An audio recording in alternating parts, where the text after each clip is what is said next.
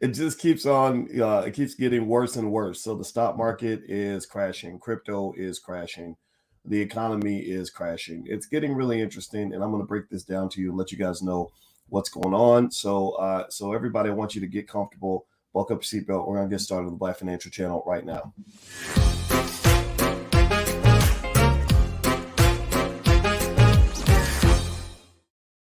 Hey, what's going on, guys? Welcome to the Black Financial Channel. That's theblackfinancialchannel.com. My name is Dr. Boyce Watkins. I'm your friendly neighborhood finance professor. On the Black Financial Channel, we talk about Black wealth and Black economics every day, sometimes as much as 10 times a day, under one condition. The condition is that you are Black first. Black first means we put our community at the top of our priority list. Black first means we take care of our kids and educate them. Black first means that we prepare our children for the future so that they can win. We do not breed losers. If you agree with this philosophy, put a hashtag B in the number one in the chat, hashtag B1 in the chat. I want to say hi to everybody. Welcome. So good to see Frederick and Justin and Straight from the Gate and everybody else. Today is honestly more interesting news as far as the economic system goes. Right now, you're kind of seeing sort of a great reset in terms of the stock market, in terms of the economy. You're really seeing some pretty interesting, sometimes a little bit nerve-wracking downward trends. Just this morning, it looks like the Dow went down another 300 points, and then so it's had several days of decline, several days of getting its butt kicked, and a lot of false hope, where it's kind of the stock market now. Let me get.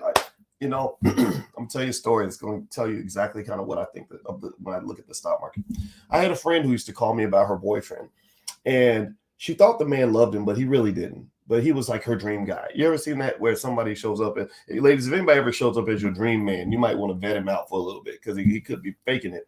And then there was a point where after giving her showing up with flowers every day and whispering sweet nothings in her ear and promising her the world and everything else, little things happened that made her a little suspicious, like money, like random charges appeared on her credit card, or things would come up missing, or she would hear stories about side chicks or whatever. And in fact, actually, she found out that she looked on her credit card receipt and saw that there was a pair of shoes that were bought $700, and she doesn't buy $700 shoes. She makes $300,000 a year, but she doesn't buy $700 shoes. So she went to the store. She went into private detective mode and went to the store to find out who bought these $700 shoes. And she found out that it was him. The man that came in and bought those shoes fit the description of the love of her life. And so then at that point, and the shoes weren't her size, by the way. That was another interesting thing, right? So she finally realizes that this guy is probably up to no good. But the thing was that it was hard, even despite all of that, despite the fact that he was what is referred to as a hobosexual. A hobosexual is a guy who leeches off all you successful Black women who have the good corporate jobs, who are making the good money. So beware of the hobosexual. The hobosexual will take all your loot and just kind of abandon you. So anyway, and he might need to sleep on your couch and stuff like that. My friend lives in LA and in Hollywood. There's lots of really handsome hobosexuals who asked to sleep on her couch. And so, but the thing was, it was hard to let this guy go because love is a hell of a drug. She was addicted to this guy. She loved the sex. She loved the companionship. She had these fantasies in her head. And the guy would still play with her. He would still pop up every now and then. And he would promise, to change. He would apologize profusely. He would do all these things and make her think everything was going to go back to normal. Well, what do y'all think? Give me a yes or no. Do you think that he eventually became the guy that he always pretended to be? Or do you think that that over time it just kind of revealed that everything was kind of fake from the beginning? What do you think happened? Let me know what y'all. How do you think this story ended? Well, I'm going to tell you how it ended. It ended with her realizing that in many cases, that which appears to be too good to be true probably is. Right? Typically, when something appears more perfect and more wonderful than you ever could have imagined, you better check twice. You better look the gift horse in the mouth. You better do your research. You better flip over every rock just to make sure it is what it appears to be. Well, the stock market is like my friend's boyfriend. It showed up appearing to give you money when it was actually kind of showing up to steal your money. It promised you this future, this lavish future where you'd be riding on a private jet because your Dogecoin went to $1. Anybody remember those memes? when my Dogecoin goes to $1, I'm gonna be on a private jet with a little ugly poodle, pretending to be pretending to be white. Right? Anybody remember those little memes where everybody got so excited? The frenzy was so high. The collective high. It's like dumping a bunch. It's like even worse than when the CIA dumped crack cocaine on the black community. It's like they dump powder cocaine from the sky. And money has the same effect on your brain as cocaine. Money and sex actually affects the same region of your brain as cocaine. And so they just dumped it in the sky and everybody was high. Everybody was feeling good. It was peace and love. Everybody's hugging and kissing, jumping up and down. And the thing is that this was fun. This was nice to watch, but it was also a little bit concerning because at some point the party, it comes to an end. And at some point the reality kicks in. At some point you're no longer high anymore and you're looking at your bank account and all the money you spent on the dope and the dope man is threatening to kill your family because you didn't pay him on time.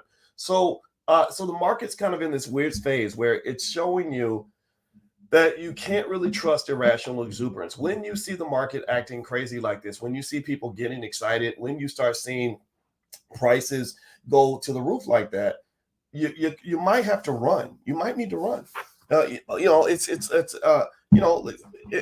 a woman shows up and she is the answer to all your prayers and gives you everything you want, no matter what, under any condition, and it's a reason to kind of say, okay, wait a minute, what's going on right now? And so the stock market is taking back a lot of the money that it promised you. Some of you were smart enough to kind of get out of it a little bit and back away. It doesn't mean you backed away completely. I don't think you should get out of the market completely, even now. But if you diversified, if you took some of your extra stock winnings and started buying into real estate, I congratulate you. If you took a little bit of that money and put it into your small business, I congratulate you. If you put a little bit to the side in cash, just in case an opportunity popped up, I congratulate you, because that's what you're supposed to do. That's a balanced economic meal. That's how you're supposed to operate. You're not supposed to always live on the edge with leverage through the roof, expecting the next great thing to happen. Leverage is a beautiful thing, meaning debt, like taking on debt. And people will tell you leverage. Go buy your house, flip it, take the equity out, put the down payment on another house, and then you put up 10% and you hold the other 90% and you control it. Okay, that works real well when the economy is going well, but when asset prices start to decline, it becomes a hellhole, because every other day you're getting tons and tons and tons of margin calls, and they're forcing you to sell your assets. You're scrambling for cash, and cash is the water that puts out the economic fire whenever the market is burning down. Warren Buffett sits on over $100 billion in cash. He could easily deploy every penny of that money, buy up damn near everything, and own a ton of stuff. He could have done that during 2020. He did not do that. He just sat there because he's an OG. Which you should listen to the OGs, because the OGs know what they're talking about. Whether you're talking about an OG like a billionaire OG like Buffett, or you're talking about the OG like Wallow who gets out of prison and says, hey, be careful, man, they might get you on a RICO charge. Right? The OGs, we are the sages of the community. I put myself in that category because I'm 51, not 21. The OGs have seen things that some of you have not seen. And so the OGs are the ones who can say, oh man, I saw this same thing back in 95. And then the ones who aren't that smart are like, oh man, please be quiet. You just messing up the party, man. Why you hating? Right? But the smart ones are like, so tell us about 1995, Uncle Boys. What happened in 95? And I'll be like, well, son, see what happened in 95 was. And so because these conditions have been here before. Jeremy Grantham, another economic OG, a man who's made over $1 billion. Jeremy Grantham has been screaming from the rooftops, oh, this ain't going to end well. This is going to get bloody. And your crypto is crashing like crazy. Crypto's gone down 56%, or at least Bitcoin has. The crypto billionaires have lost 82% of their wealth in the last year. They're hurting. You're seeing, so remember, crypto is a scary thing to kind of ride on. I'm not saying get out of it. I'm still in crypto, but I'm not depending on crypto. Crypto is a little bit nerve-wracking because crypto is one of those assets where there's no bottom to that damn thing. There is no point where somebody says, oh, well, no, now it's definitely undervalued. We got to buy it up now. Where the institutional investors, the big money is coming in and saying, oh, we're going to scoop it all up because it's so cheap, right? No, crypto doesn't have that. Crypto has no floor. Crypto is just like the U.S. currency. The U.S. currency has no floor either. It's not backed by gold or anything else. It's not like you can compare the value of a dollar to a bar of gold because they're not connected, they're not tethered anymore. And now with crypto, you're starting to see the system get tested. You're starting to see some of these stable coins. They use that term stable to get you to feel like you're secure when you're really not. And it's easy to promise financial security when there's no test, when there's no stress test. Now there's a stress test. Some of these stable coins are getting body slammed. Some of these stable coins are going into the garbage. And so ultimately what happens is that when you start to see these crashes, when you start to see these declines, that's when you find out that the emperor had no clothes. Because at that point, you've gone to the Wizard of Oz and you've tested his gangster, and you find out that the Wizard of Oz is nothing special. He's not better than you. He's not all powerful. He's just a wimpy little man sitting behind a curtain blowing in a big horn.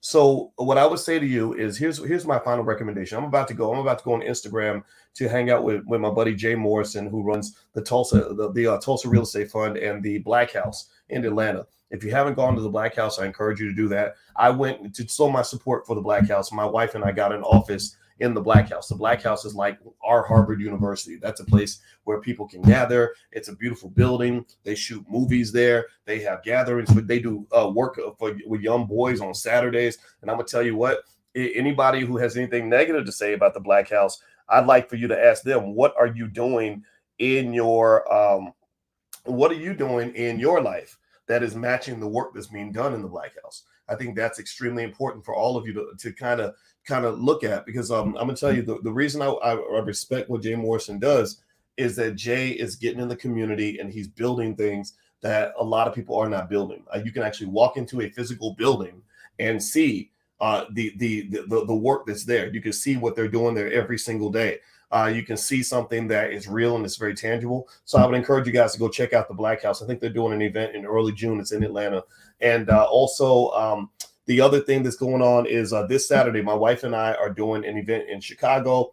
It's a generational wealth event. If you'd like to come out, it's on the 15th. It's adults only. But it's a generational wealth event. We're going to also do some speed networking, speed dating kind of scenarios to let you guys get to know each other.